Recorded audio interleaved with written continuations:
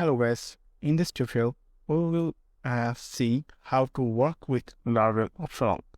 So currently you are seeing a dashboard with some of the posts with the category name and the description.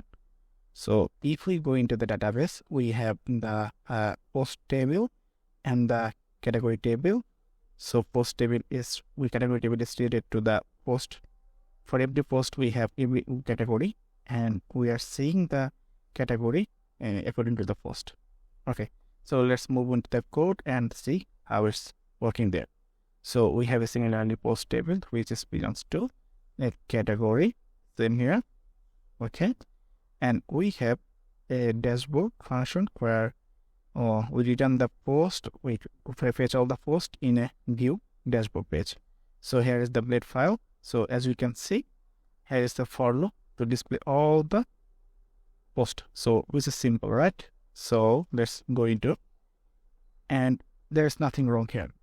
So if we delete the category ID from there, like somehow it can be now. Okay, so now reload. See, there we got an error, the attempt to read property name is null. So in this case, to avoid null errors, we can use the optional function. The optional function is a helper function that makes it easy to access properties on object that may be null or undefined. Here we can use the optional. So let's go to the code. We can use the optional there. Optional. Now go to the code and go to the Chrome. I'm reloading the page. You can see category is null.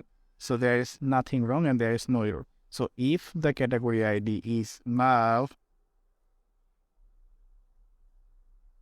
see, there is no error, but still it's loading, it still is working. So in summary, by using optional function, you can avoid errors that occur when working with relationship in Laravel. It's simple and effective way to ensure that your code works properly, even when some data is missing. I hope you found this tutorial helpful. If you have any questions or comments, feel free to leave them in below. Don't forget to subscribe.